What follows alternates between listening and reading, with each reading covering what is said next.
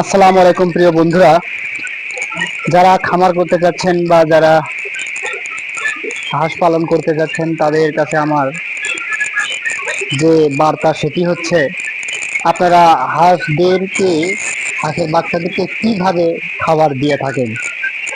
যারা হাঁস থেকে ডিমে নিয়ে আসতে চাচ্ছেন অর্থাৎ বাচ্চা যারা তুলছেন তারা যদি ডিমে নিয়ে আসতে চান তাহলে কিন্তু আপনাকে কিন্তু কয়েকটা জিনিস ফলো করতে হবে। সেগুলো হচ্ছে আপনাদের খাবার ব্যবস্থাপনা, আপনারা কোন কোন ধরনের খাবার দেবেন।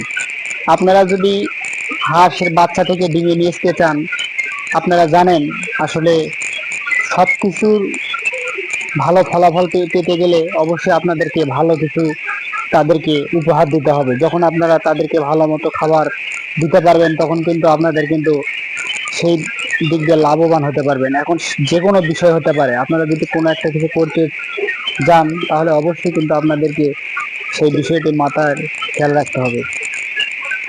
তা বিষয় হচ্ছে আমরা খাবার দিচ্ছি বর্তমানে ফিড, এই যে সোনালি গ্রোয়ার ফিড খাওয়াচ্ছি।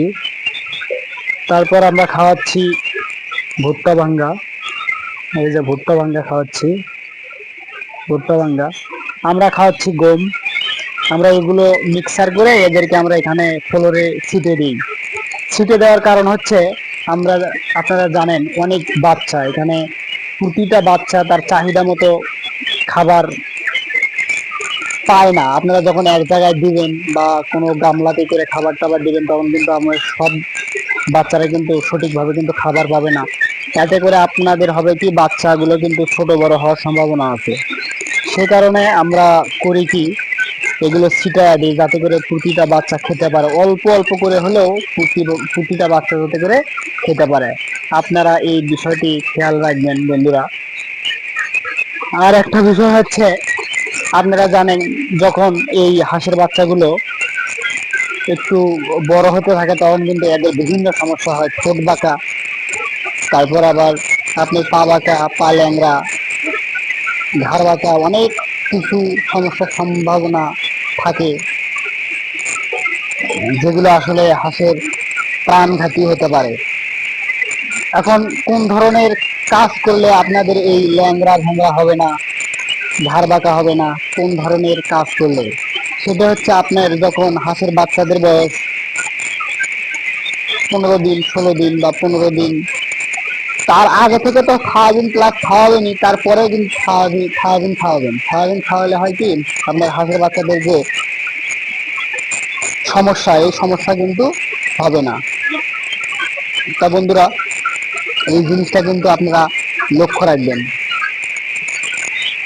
তারপর আবার আপনারা কতদিন এই ভ্যাকসিন করবেন, হ্যাঁ এটা কিন্তু গুরুত্বপূর্ণ একটি প্রশ্ন। আপনি হাঁস পালন করলে হবে না, সঠিক মাত্রায় আপনারা ভ্যাকসিন করতে পারতেছেন কি না সেটা কিন্তু বড় বিষয়। কোন সময় ভ্যাকসিন করা লাগবে সেটাও কিন্তু বড় বিষয়।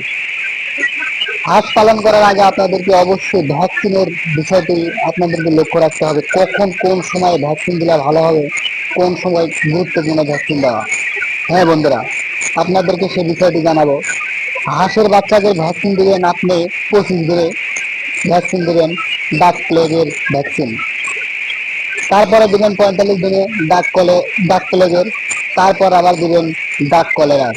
এইভাবে ক্রমান্বয়ে ভ্যাকসিন দিতে থাকবেন। যদি আপনারা সঠিকভাবে যদি ভ্যাকসিন প্রয়োগ করতে পারেন তাহলে আপনার হাঁসের বাচ্চার কোনো ক্ষতি হবে না। তা বন্ধুরা, এই হচ্ছে অবস্থা। আর আপনারা অবশ্যই কিন্তু হাঁসের বাচ্চাদেরকে সঠিক পরিমাণে খাওয়ানোর চেষ্টা করবেন। অনেকেই কীটকামো করে হাঁসের বাচ্চাদেরকে কম খাওয়ান, এটা কিন্তু আপনি ধরা খেয়ে যাবেন। এই বিষয়টি লক্ষ্য রাখবেন আপনারা। আর সব সময় আপনারা একটা জিনিস লক্ষ্য রাখবেন, এই ফ্লোর, যে ফ্লোরে আপনারা রাখবেন এই ফ্লোরটা যাতে পরিষ্কার পরিচ্ছন্ন থাকে এবং এই ফ্লোর যাতে করে শুকনা থাকে। আপনারা দেখতে পাচ্ছেন আমাদের কিন্তু এখানে কিন্তু স্যাঁতসেঁতে পরিবেশ নেই, কারণ আমরা সেই ধরনের কাজ করেছি। আমরা পরিষ্কার করি 2-1 দিন পর পরই পরিষ্কার করার কারণে আমাদের কিন্তু এখানে সেরকম পরিবেশ হয় না। আর এখানে হচ্ছে এখানে মূলত বালু ছিল, সেই বালুর উপর এরা পায়খানা করতে করতে সেটা এখন দেখতে পাচ্ছেন অনেক চ্যাকচ্যাকা হয়ে গেছে। এটা আমরা করবো কি, এটা আমরা হয় চিটা কোদলায় দেবো, নয়তো বা আমরা এখানে আবার মাটি ফেলাবো, বালু ফেলাবো এখানে। আর বন্ধুরা এই হচ্ছে অবস্থাপাতি। আর যে ডিমগুলো আপনারা দেখতে পেলেন, এটা হচ্ছে এই জায়গায় বড় হাঁস থাকে, বড় হাঁসেরা এখানে ডিম পারে, এখানেই থাকে বড় হাঁসেরা। আমরা এই কাছাকাছি রাখতেছি এদেরকে, ছোট বাচ্চাগুলোকে ওই পাশে রাখতেছি আর বড়গুলোকে এই পাশে রাখতেছি। এরা এর ভিতর ডিম পারে। এর ভিতর ডিম পারলে হয় কি, আপনাদের ডিমগুলো অনেক পরিষ্কার পরিচ্ছন্ন থাকে। তা বন্ধুরা এই হচ্ছে অবস্থা। তা আপনাদেরকে যে পরামর্শটি দিলাম, অবশ্যই আপনারা পরামর্শটি মেনে চলবেন। এই হাঁসদেরকে খাবারের খাবার যদি আপনি ফ্লোরে না দিতে পারেন, আপনারা বড় বড় চটি বিছায়া সেখানেও খাবার দিতে পারেন। তাহলে পর্যাপ্ত পরিমাণে হাঁসেরা খেতে পারবে, এবং সবগুলো হাঁস সমান তালে খাইলে আপনার সবগুলো হাঁস একই সমান হবে। তারপরে আর একটা জিনিস লক্ষ্য করছেন কিনা, আমি কিন্তু ওই পাশে কিন্তু পানি দিছি, দেখছেন?